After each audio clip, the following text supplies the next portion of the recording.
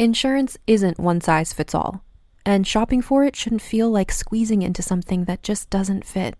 That's why drivers have enjoyed Progressive's Name Your Price tool for years. With the Name Your Price tool, you tell them what you want to pay, and they show you options that fit your budget.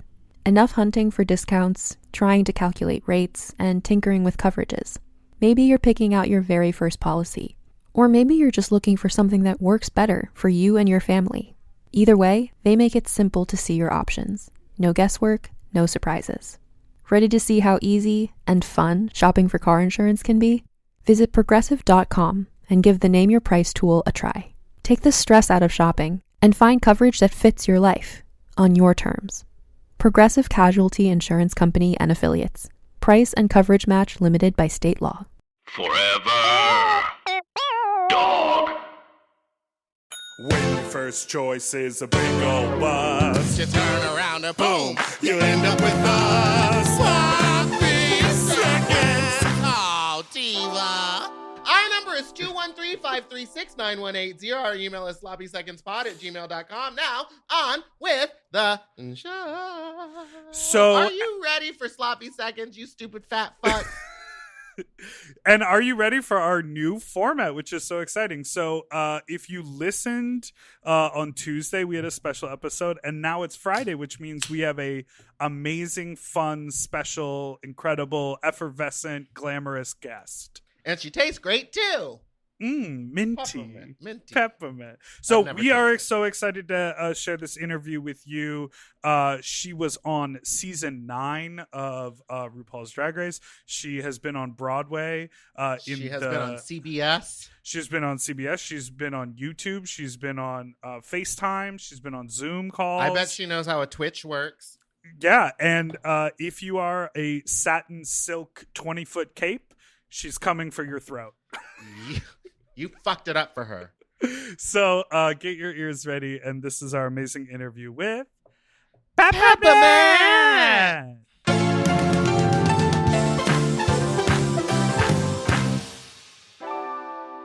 I was doing a like an interview, something like this, a Zoom, and I was all ready, and everything was ready, and then my internet was acting up, which probably isn't a surprise.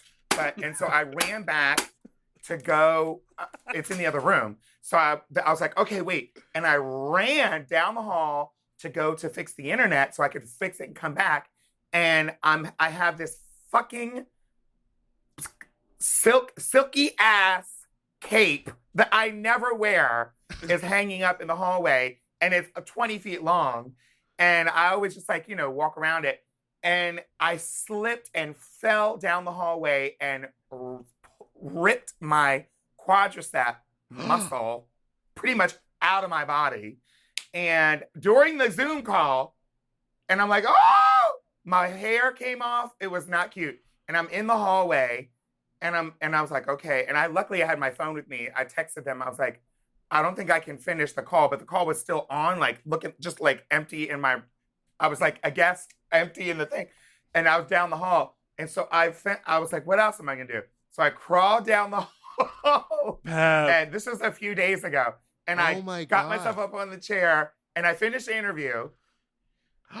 and now finished? Girl, I finished the fucking interview. That's a professional. Dedication right there. Wait, and so what's your prognosis? What's the deal? Well, I haven't gone to the doctor yet. I have a doctor's appointment on Friday, but I knew, obviously I'm injured. I knew that no matter what, I was going to it was going to involve rest and icing and right. all that stuff. So I've just been doing that. Right. And it's much better. It's better. Before I couldn't even walk for like 3 days. Oh, and then God. And then obviously it's gotten a little bit better, so I can hobble now. We love a good hobble. and that's that. So do you have a history, correct me if I'm wrong, in high school, weren't you not a cheerleader? You have a history of being like an athlete, right? Yeah, I have a history of sports injuries. Oh, really? Yeah, but I was a cheerleader in high school, yeah. And so I'm used to, I know it pretty well, but I mean, what can you do? I can move well, but like when you slip and slide on that silk cape, darling. Who made the cape? Here. Who made the cape? Probably somebody in Thai. It's from Thailand. It's not even like it's not even a like custom cape. It's like one of those ruffle capes that everybody has. Oh. And honey, them things are slippery. I know they are. Girl. But they're So- gorgeous. Where is the cape They're now? gorgeous. Did you bag it up? It's no, I'm about to throw it in the trash.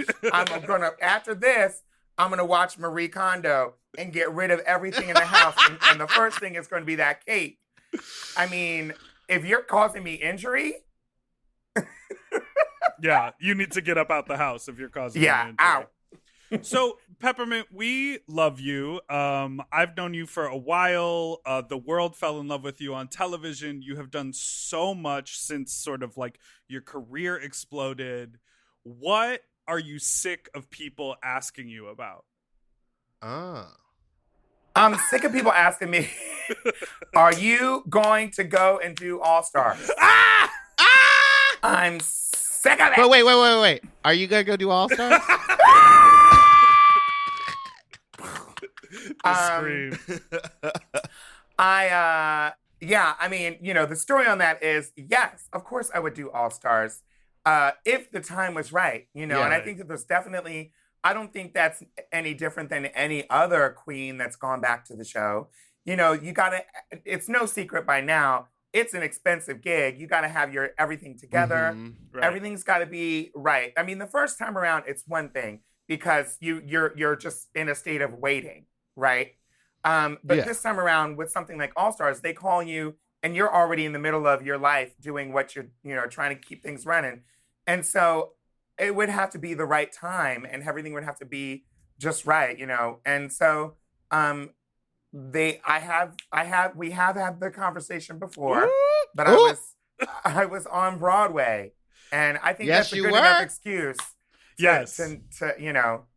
I want to talk about that. So a lot of the like, you know, headlines are like first trans performer on Broadway and like or debut what do they call it? Premiering a role or originating a role, right? Uh-huh. But I want to talk about like the nitty-gritty of going from clubs and traveling and doing gigs and being a queen and an entertainer out on the road to what'd you do, 8 shows a week in a tiny little dressing room? Show after Pretty show much. after show for the tourists coming to Damn. Broadway. What was that like? That hustle, most of that hustle was before there was a drag race. And so I honestly felt like I had made it to the top.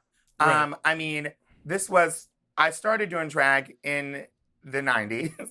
And then, you know, I was working almost the full week in drag on all the bars and clubs. The Tunnel nightclub was like my home bar, which some of the queens called, but it wasn't a bar.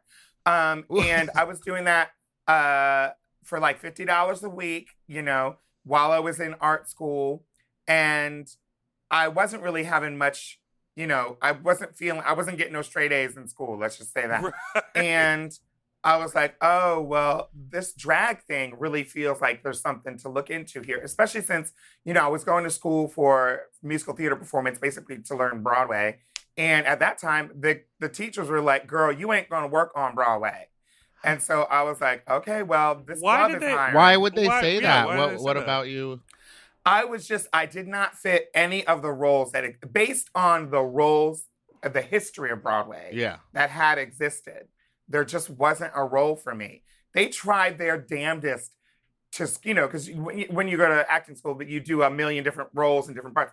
They tried their damnedest to squeeze me into every little tiny try to box like thing like they could. I was Jack from Jack and the Beanstalk from Into the Woods. I was the slave Jim from Big River. I was everybody, honey, and I was still Miss Thing, and it was just not. Oh, they're like, oh, the slave Jim was like that, and it was not. They were right. I wasn't right for any of those roles. And this is Broadway back in 1990, the professional theater world back in 1998. They were not writing queer, trans, Right. not even a lot of roles for Black folks that were very expansive. And so they were right, you know. They had a point, but I mean, they could have told me they could have told me that before they took my money. Yeah. And so I dove into the world of the clubs and all that, which is where, you know, you find your people. And of course, New York City was notorious for its nightlife, especially back in the late 90s. And so I got lost in this world that I felt like it just took me in so easily, and I fell in love with it. And so before you know it, I was, you know, partying with legendary people and people that had made some major moves in the LGBT community, like historically, and then people in nightlife that I would later read about or that they would later make movies about. And then I eventually got the opportunity, like through nightlife with Johnny McGovern, to record a song and film a video and everything. And the video premiered. We sent the video into this new station called Logo, this new channel. Right. And they're like, okay, we're going to put the video on the TV. And it was like, they were playing, I don't remember what they were playing. Nobody looked at the program on Logo except for Noah's Ark. Noah's Ark. That's Noah's Ark, because that's where I was always watching it. Yeah.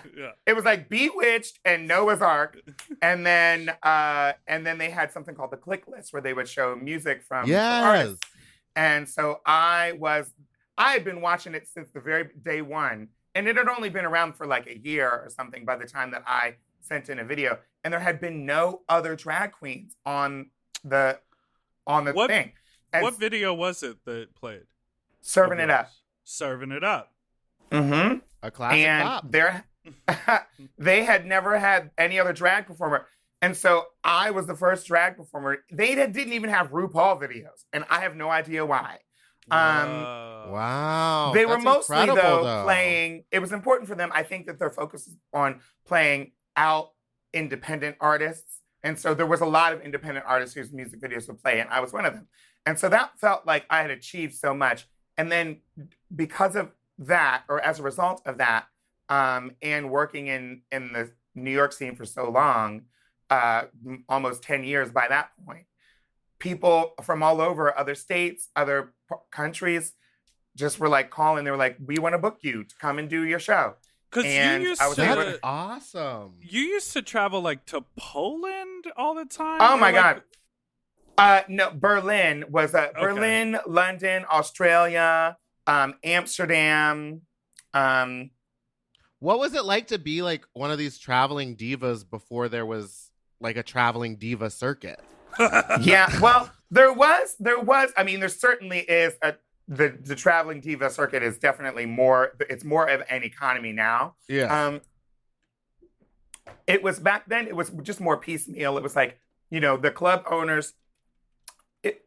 Instead of there being a drag race, because this was before drag race, this was like 2005 or 6. The club owners from all over the world, at least many of them, would come to New York to go to the clubs and find talent. And so if you were working in the clubs, you were going to get seen. And so I was in the company of all the other girls who were living here and working here. Sherry Vine was living here, working here. Bianca Del Rio was just moving here. But even before Bianca was on the scene in New York, Sherry Vine, Mistress Formica, Lady Bunny, Lena, who went by Girlina when she did drag, Candace Kane. All these ladies were misunderstood.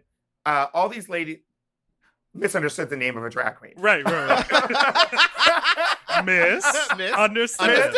Yeah. All these ladies were traveling and doing the same thing. And it was as easy as 1, 2, 3. They would either contact you or you would call them and be like, I'm coming to Dublin, Ireland, and I'm from New York. And they're like, oh my gosh, we've heard about you, Peppermint. You work in New York and you know so-and-so? Come on down. We'll pay for the thing. Of course, it wasn't like Drag Race money, but it was decent money. It was more than you would get at a regular booking. And so I felt like I was on top of the world, honey. I felt like I had made it. Cheers. Lovely. This is my life. I'm living it. I'm a New Yorker. I'm paying the rent is paid. I'm in London. You know, it's good.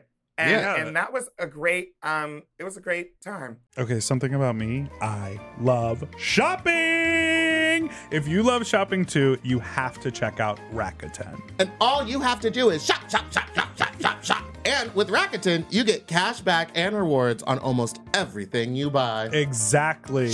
Homeware, daily essentials, jeans. We're talking eBay, CVS, and even Levi's. Ooh, so I can buy a vintage couch, tons of paper towels, and grab a new pair of jeans and still get cash back. And that's not all. You can even stack those rewards on top of sales and coupons. But Big Dipper, how does this magic work? Well, I'll tell you. Rakuten is paid by partner stores to send them shoppers, and then Rakuten passes on some of that money to you, the member. Rakuten is so real for that. Plus, Rakuten has 17 million members who are already saving. Don't you want to become one of them? Join for free at Rakuten.com or download the Rakuten app and start saving money now. That's Rakuten.com or download the Rakuten app today. We all have days when we want to eat well, but just don't have the time or the energy to plan, shop, and cook.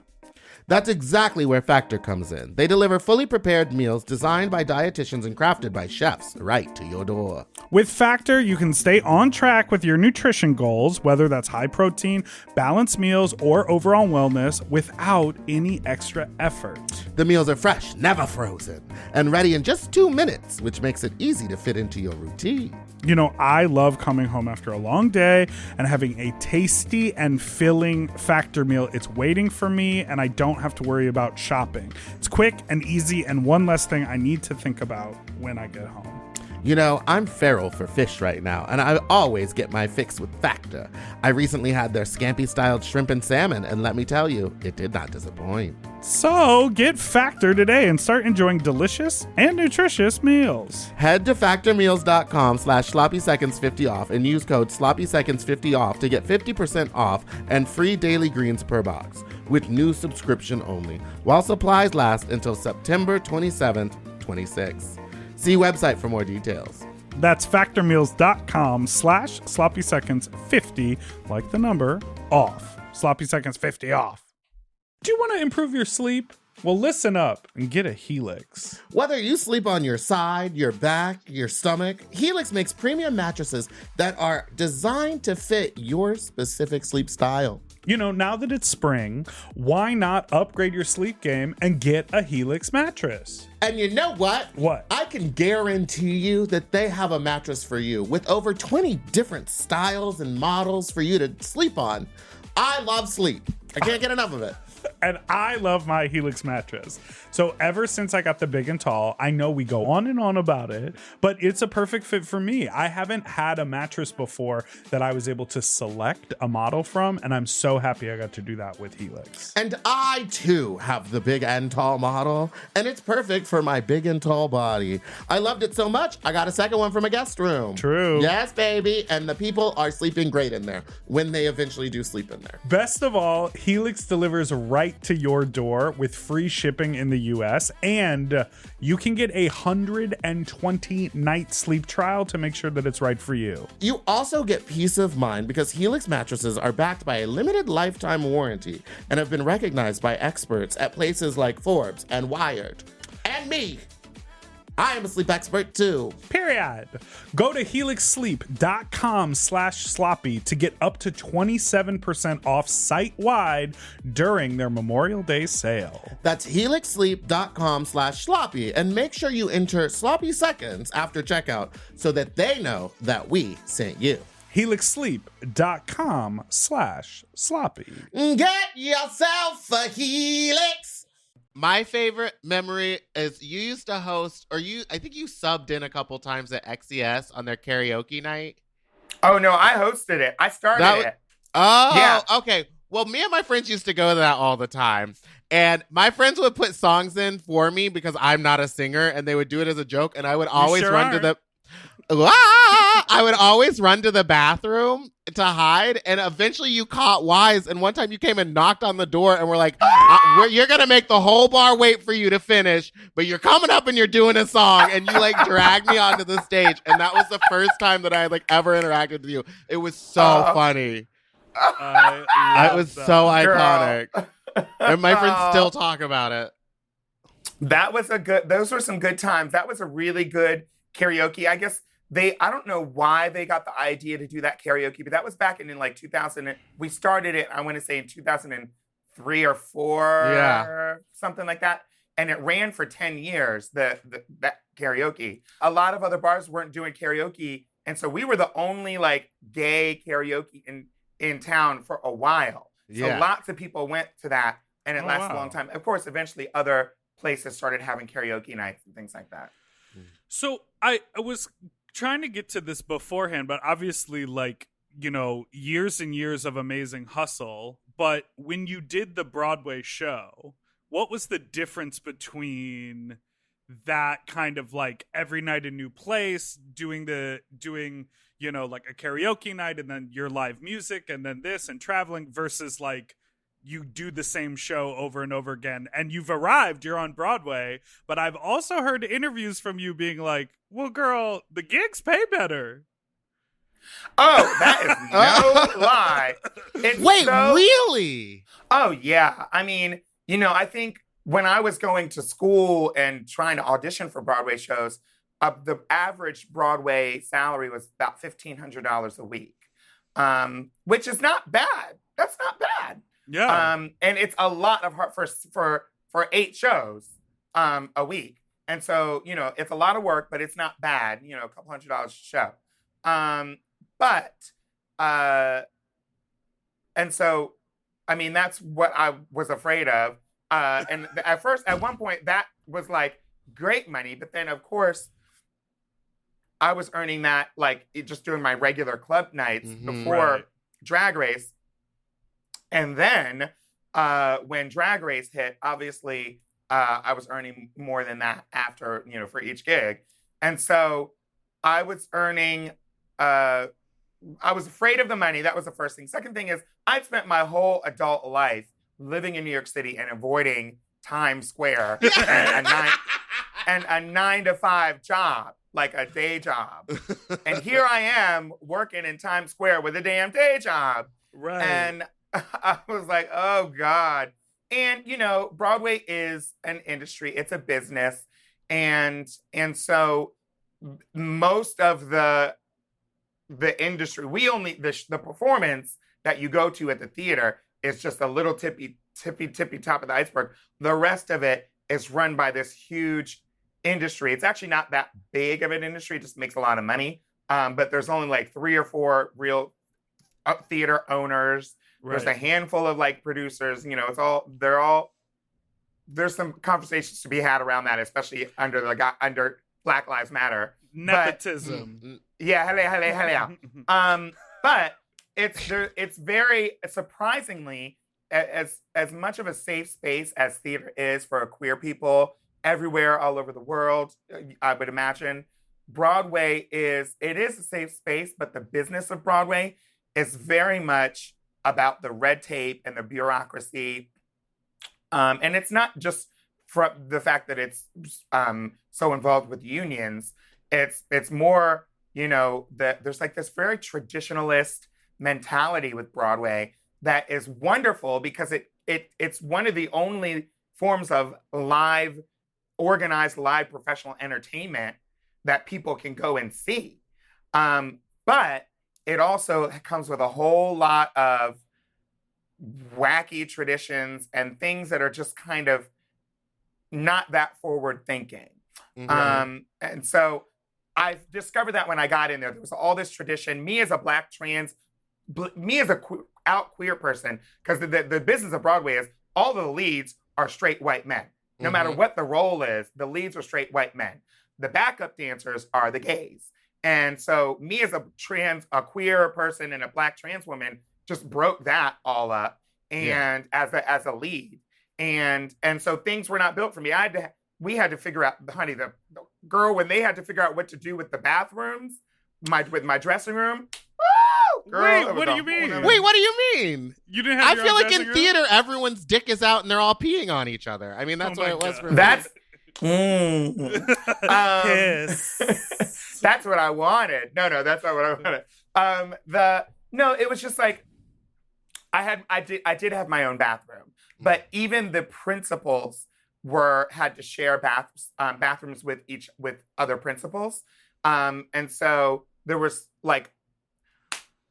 We get it. It Yeah, You was- don't it's gotta a get mess. into Yeah, all of it, yeah, but it's a fucking mess. People don't Yeah. know how to just interact with other human beings. It's really Yeah. psychotic. Yeah, it was a lot.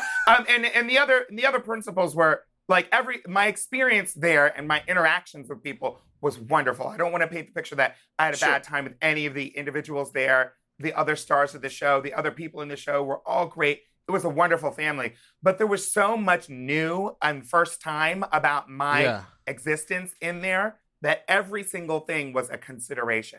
And it wasn't even a decision that someone would make just out of, common sense. It was like, oh, well, let me take that back to the board and the committee, and we'll get back to you in a couple weeks. Oh my God. I'm like, girl,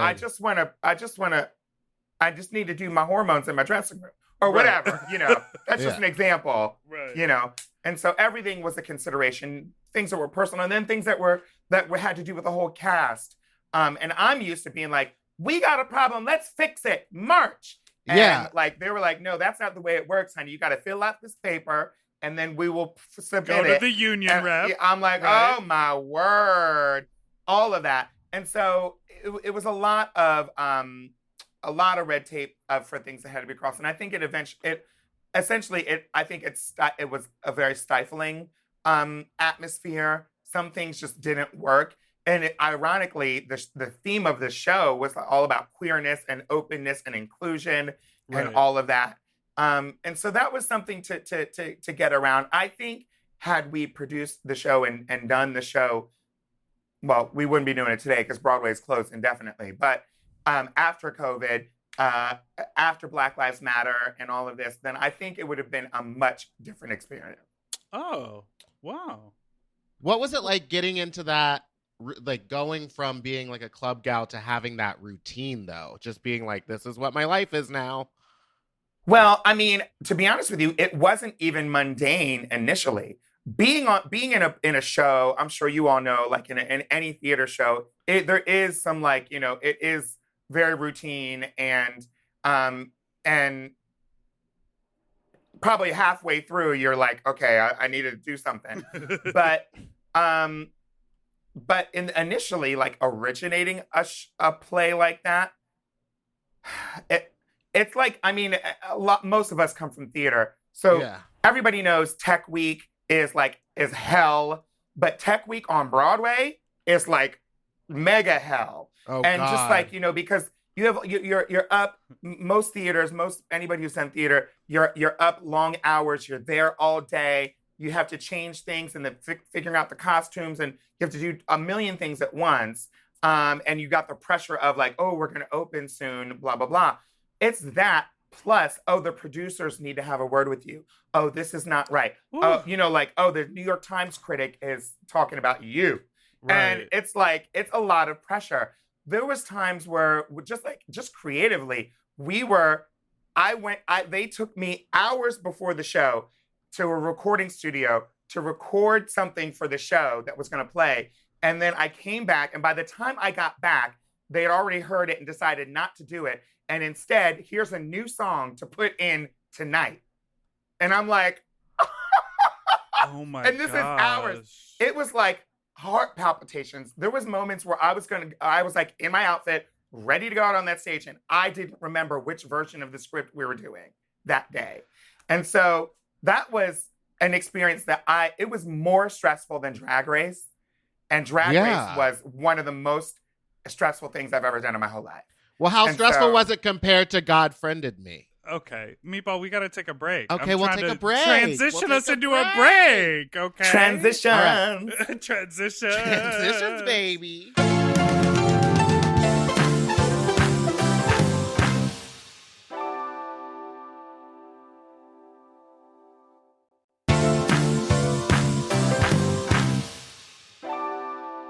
And we're back! Do you know Wicked? You were on Broadway. Did you compete with Wicked? Have you ever auditioned for Wicked? Yes, no. Oh. Can you do the Elphaba riff? Ooh, ah! Not that register, I can't. Do it in yours. Never gonna bring me down. Oh, wait. Yes, she's got the grammar. Oh my god. Just an on-the-spot transposition of the notes. Good for you. How Yes. incredible. That's a star, baby. She's a star. So we were talking earlier about how you had some first-timer experiences on Broadway. You also originated some things on Drag Race. Hello. And on your season, they really positioned you publicly as the first trans contestant, which, as we know, as history shows us, there were queens who either came out on the show or sort of talked about it on the show or returned to their reunion having transitioned or sort of coming out about their trans identity. But they sort of positioned you as, you know, start to finish a trans queen, but that maybe wasn't necessarily the case because of their exclusionary policies. So I'm just curious about your experience on the show. I think first and foremost, the two things are facts. Number one is there isn't a lot of communication from the team, the producers, the directors, the people who make the decisions about the show, the casting people. There isn't a lot of communication from them, or at least I don't know about season 10, 11, and 12 and All Stars, but up until now, up until season 9, there was not a lot of communication from them on who is trans, who's not, who can be, what level of transness you're allowed to be when you audition versus what. There was no like a committee or like any of that. It was, you want to be on the show, do these things, and send in your tape. That's it. And so the only thing I had to go by, which I'm guessing is the same thing everybody else had to go by, was who's been on the show and what have we seen on the episodes, and that was it. And there hasn't been a lot of great trans representation on the show, and in terms of inclusion, as you said. And so, but I was assuming the policy. I think it was maybe an unwritten and unspoken policy. Certainly nobody ever communicated any of it to me.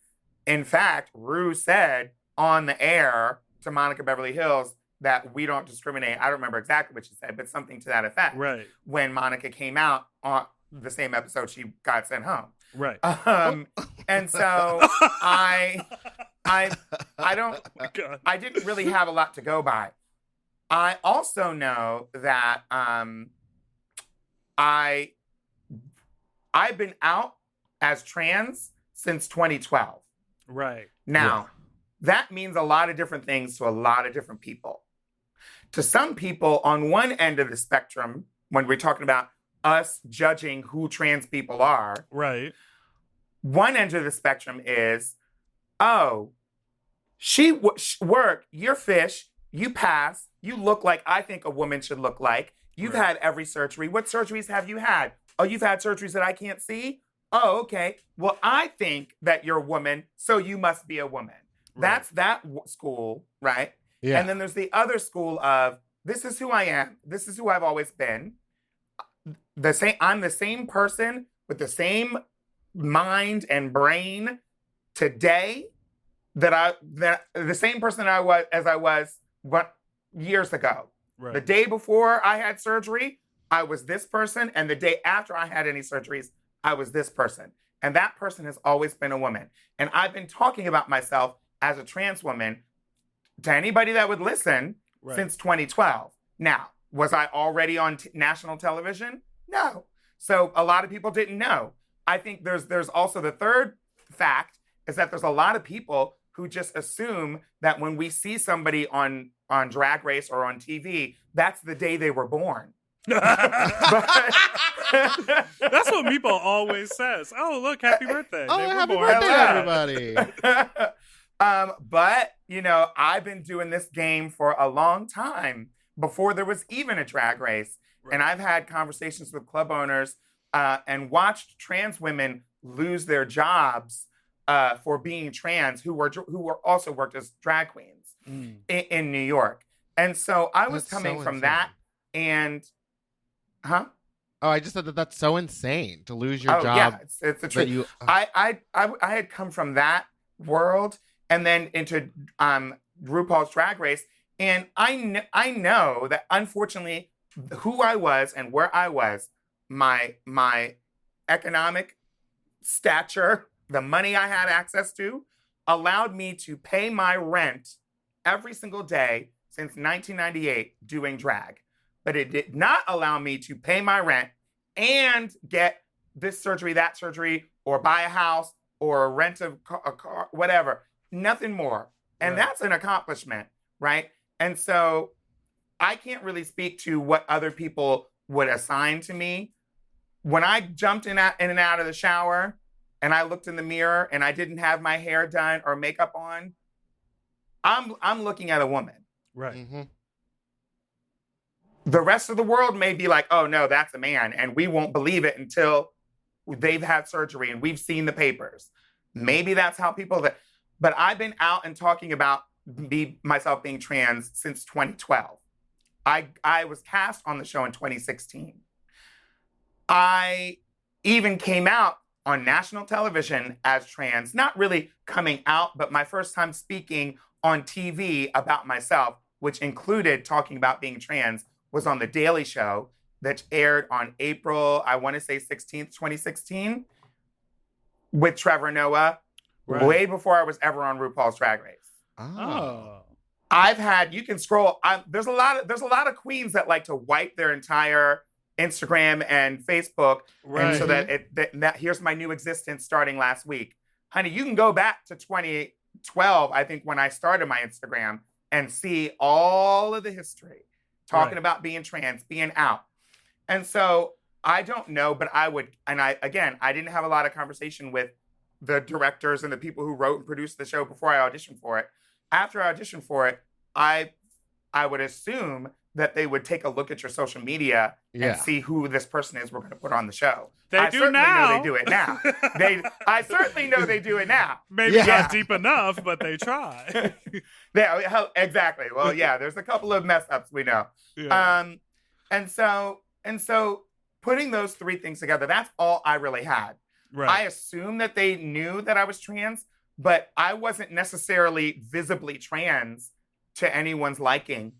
And to be honest with you, what I was focused on was not how much trans am I going to show. It was more, am I going to be a good enough queen? Like, Right. is my drag going to be draggy enough? You know, they were reading other queens for their beard coming through and not having enough makeup or not looking right, you know, whatever on the show. And I'm like, I need to make sure that the hair is together. Let me make it bigger, make it draggier. Like, Right. that's what I was focused on. Well, you Yeah. I did a wasn't good trying job to- focusing on it because she made it all the way to the top two. Hello. honey. I said to myself when I went, I was like, okay, in my audition tape, I wasn't like, trans rights now, fuck you. Like, Right. that wasn't who I was in the audition tape. I was like, this is me. Here's my drag. Here's the Snatch Game thing, which was horrible. Here's this, here's that. This is the list of things that I had to complete for the audition tape. And I didn't really talk about being trans on my audition tape. I did not. I was like, let me just focus on answering the questions they ask. I'm not going to give them any more information and that's something that's a recipe for success, y'all, everybody. Don't give them any more information than they ask. You answer the questions they ask. Right. And so that's what I did. And then I got on the show. And I said, as soon as I got on the show, I was like, I cannot wait to have this conversation about being trans and doing drag at the same time. I can't wait to have that conversation on air. And I knew that I was going to have it. I didn't know when. I didn't know how. I wanted to wait for the right time to those queens in the room, because I also didn't want to walk into the entrance room on the first day and be like, I'm trans and that's all you need to know about me. I wanted them to see my drag and view me as a competitor. Right. That may or may not have worked, but I wanted to wait until, I feel like talking about your identity and your sexuality, your gender expression is personal. And so that is allowed to be in a personal space. When we were having a personal conversation in the room, then the time felt right. And so that's what I did. I later talked to one of the producers, rest in peace, Jacqueline, who I asked her, I was like, so how much did y'all know? Because I never talked to the producers about any of my personal stuff, really. They interviewed me, but I didn't really give them a whole bunch of information. And she was like, girl, we knew. She's like, we knew. She was like, we were just waiting for you to talk about it. And, it would have felt really weird if there'd been like, we know you're trans, like that would have felt weird. Right. And so the way that it happened was, I know that it's not the way that a lot of people would have wanted it to happen. And it's not necessarily the way that me being on the show doesn't really talk about the policy and their approach to how they decide to include or exclude trans people from the show. It just shows that I got through as a trans person, and I've been out as trans the whole time. Right.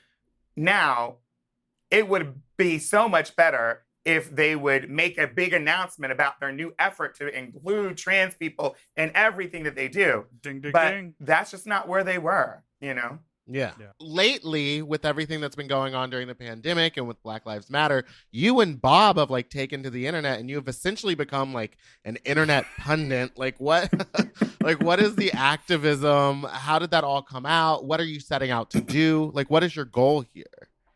Besides just bringing awareness, which you've brought a lot to. Specifically the video where you and Bob did this.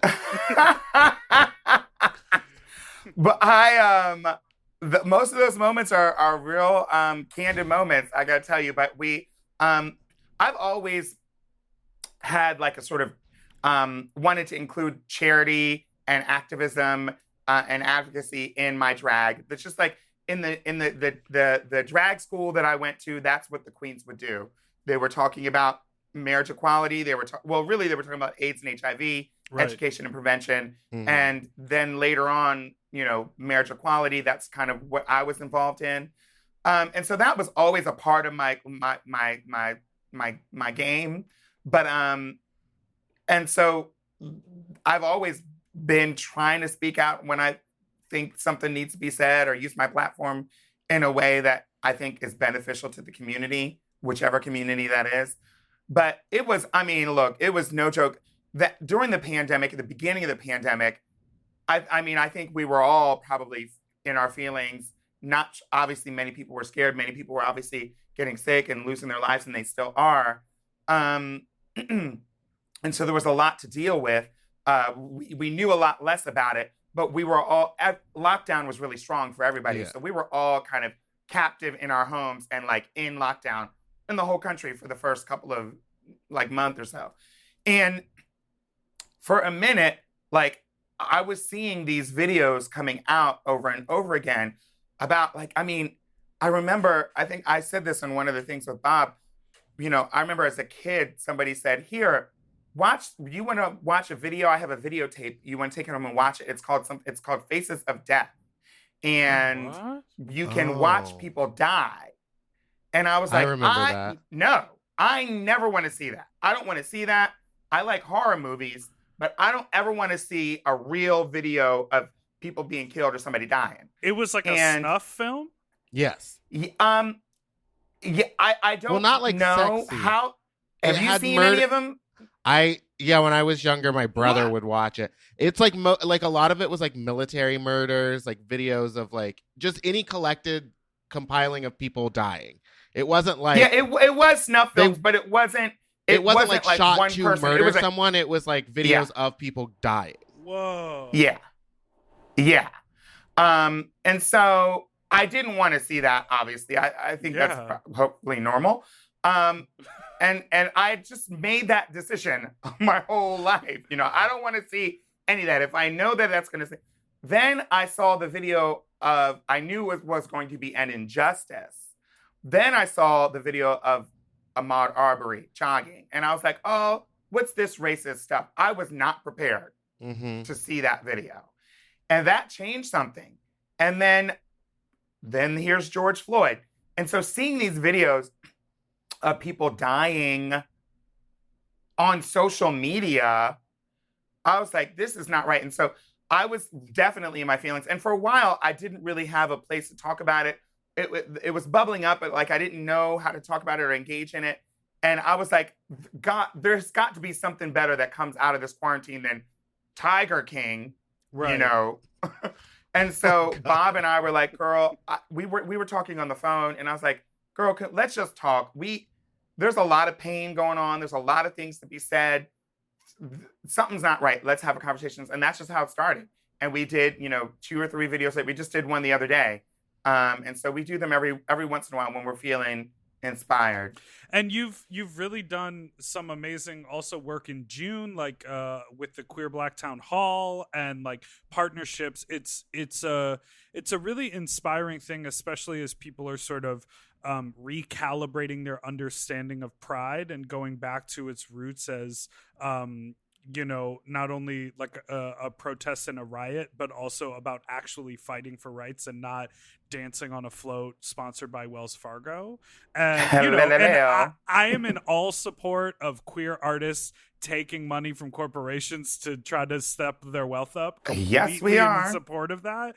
But when we move so far away from the true meaning of something, there's a little silver lining in there's a huge silver lining in the awareness that this moment has given across the board, both with Black Lives Matter and with sort of like the orientation of Pride. But it's really empowering to see people like you, people like Bob, taking back this moment and teaching our community. It's incredible. And so I just want to say thank you for that. Thank you.